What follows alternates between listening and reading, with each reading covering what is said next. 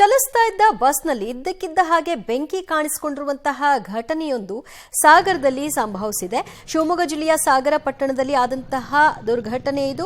ವಾಯುವ್ಯ ಕರ್ನಾಟಕ ಸಾರಿಗೆ ಸಂಸ್ಥೆಗೆ ಸೇರಿದಂತಹ ಬಸ್ ಇದಾಗಿದೆ. ಭಟ್ಕಳದಿಂದ ಬೆಂಗಳೂರಿನತ್ತ ತೆರಳುತ್ತಾ ಇದ್ದಂತಹ ಬಸ್ ಇದು. ಬಸ್ನಲ್ಲಿ ಏಕಾಏಕಿಯಾಗಿ ಬೆಂಕಿ ಕಾಣಿಸಿಕೊಳ್ತು.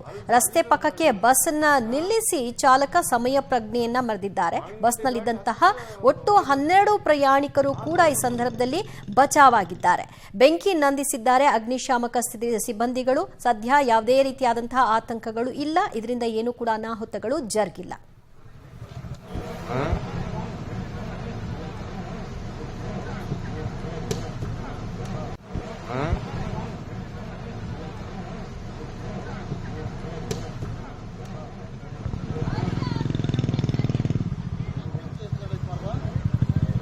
ಅಲ್ಲಿಂದ ಬಂದಿದ್ದು ಹೊನ್ನವರಿಂದ ಹೊಗೆ ಬರ್ತಿತ್ತು. ಇಲ್ಲಿ ಬರೋಕ್ಕೂ ಬೆಂಕಿ ಅಲ್ಲಿಂದ ಮಾವಿನಗುಂಡಿ ಘಾಟ್ ಹತ್ತದ ಹೊಗೆ ಬರಕ್ಕೆ ಶುರು ಮಾಡಿ ಆದ್ರೂ ಹೊಡ್ಕೊಂಡು ಬಂದಾರೆ ಬಸ್ಸಾಗ.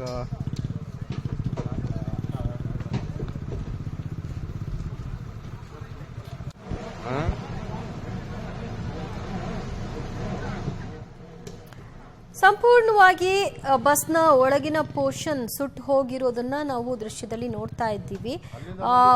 ಏಕಾಏಕಿ ಹೊಗೆ ಕಾಣಿಸ್ಕೊಳ್ಳಿಕ್ ಶುರುವಾಯಿತು. ಚಾಲಕ ಏನೋ ಆಗತ್ತೆ ಅನಾಹುತ ಅಂತ ಅರಿತು ಎಲ್ಲ ಪ್ರಯಾಣಿಕರನ್ನ ಕೆಳಕ್ಕೆ ಇಳಿಸಿದ್ದಾರೆ. ನಂತರ ಸ್ವಲ್ಪ ಹೊತ್ತರಲ್ಲೇ ಬೆಂಕಿ ಹೊತ್ಕೊಳ್ತು.